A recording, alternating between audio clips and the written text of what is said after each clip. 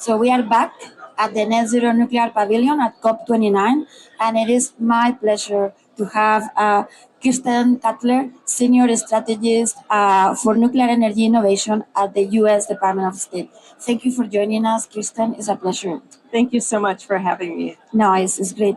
So there's been much going on at this COP, and earlier in the week, the White House announced this big program for domestic nuclear energy deployment in the U.S. Obviously. So tell us a little bit more about this very exciting news. Yes, we were very excited to announce a domestic nuclear energy deployment strategy and framework earlier this week. And this framework and action plan builds off the declaration to triple nuclear energy by 2050.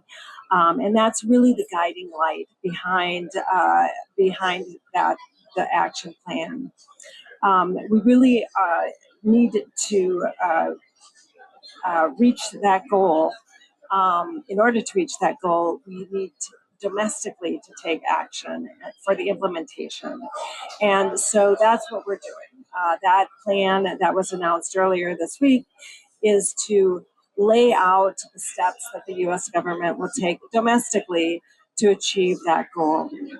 And there's really three parts to the plan, three key elements. The first is that we plan to put in place new nuclear generation capacity of 200 gigawatts by 2050. So this is a tripling of nuclear energy capacity in the United States, and it sets our particular national goal for 200 gigawatts of new generation from nuclear energy.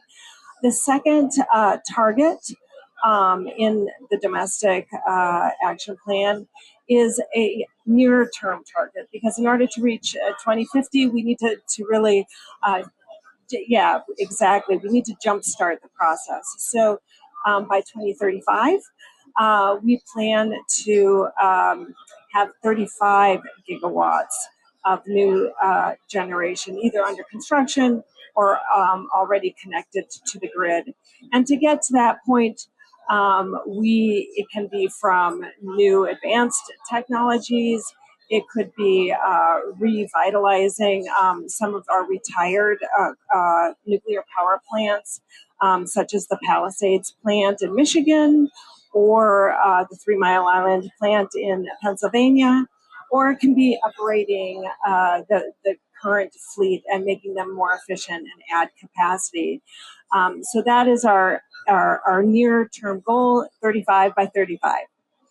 And then to get from the 35 to the 200 by 2050, we plan to really move forward and increase the pace of deployments up to 15 gigawatts per year by 2040. And this is to get to that point, it's really going to require, supply chains needs and workforce development. But that goal, with 15 gigawatts per year, starting at 2040, we should be able to achieve the 2050 goal. So those are the three targets. And in addition, the plan lays out a framework for other actions that need to happen in parallel to enable those targets to be reached. And like I said, some of that has to do with workforce development, the supply chain, HALEU fuel production is an example, as well as the back end of the fuel cycle, to have a pathway for the spent fuel that comes out of these plants. So we are excited with this plan, and but we can't do it alone. Yes, we are going to need to have our partners and allies and other suppliers. We need to work together. And we also need the private sector to really step up their actions as well. So that's the plan moving forward. That's exciting, and I am very glad to see practical implementation actions, because sometimes it's very easy to put out their goals, but to actually make them happen requires exactly this. So thank you Exactly. for that leadership. You mentioned this guiding light that is driving your plan, the tripling global nuclear capacity by 2050, and obviously, well, that is important in the US, but needs to happen in many other countries. So, what do you think are the key elements, the key actions that need to happen for that tripling global nuclear capacity globally to be a reality? Yeah, thank you for that question. Um, I think we really need to recognize the true potential of nuclear energy and the promise laid out in the Atoms for Peace speech that President Eisenhower delivered in 1953. Um, Nuclear energy has traditionally been used for electricity generation 24/7. It goes around the clock. It's an incredibly dense source of reliable energy, but it has so much more potential.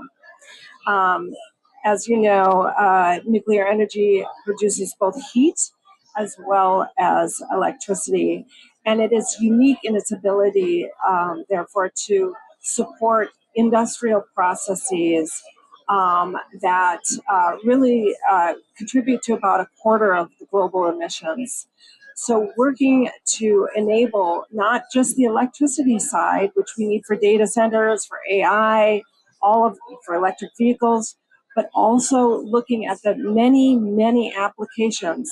Many parts of the world are under water stress, and they need clean drinking water.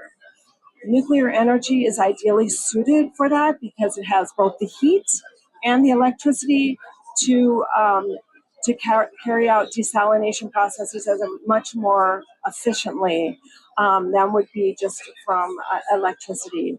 And then there's the refining, the mining, oil and gas, many parts of those processes. So that would be one of them, is to recognize the many areas that nuclear energy can help decarbonize. I also think we need to modernize our approach. Nuclear energy, traditionally reactors were built kind of one by one, and each one was individualized and very special, but we can't do that going forward. We need to standardize the process, we need to do the steps in parallel, and we need to create fleet deployments. So that is another piece that is needed to get to the economies of scale and to really meet those targets. And then the third one that I mentioned previously, which is partnerships. We need partnerships between governments. We need partnerships with industry. And nuclear energy builds 50 to 100-year relationships. We need to be sure that we choose our partners wisely. Um, and again, like the private sector really needs to come to the plate. We were so pleased with Microsoft, Amazon, Google all made announcements earlier. So these are the kinds of partnerships that we need to really achieve that goal. Very good. So the United States has been very proactive in this area, nuclear in general, small modular reactors in particular. So what actions are you taking in order to help spread the use of these technologies? Yeah, it's hard to say that in a few minutes because we're doing a lot. But because I'm so closely connected to it, I want to first mention our program, our capacity building work under the very long acronym FIRST program. And FIRST stands for the Foundational Infrastructure for the Responsible Use of Small Modular Reactor Technology. And really, it's the R in that word that we really focus on, because we are helping countries build up their capacity under the highest standards of safety, security, and nonproliferation. And right now, we commenced the project in 2019 and now have nearly 50 countries that we are partnered with under the FIRST program. We've expended about $80 million. We had announcements earlier today on the Ukraine deliverables. And so this program is really has been very well received. We have about 17 countries on the waiting list to be part of it. And so that is a critical piece to help countries build up their basic infrastructure through training and workshops, study tours to meet their national security, energy security, and decarbonization goals. In addition to that, we are helping countries to actually build first of a kind reactors.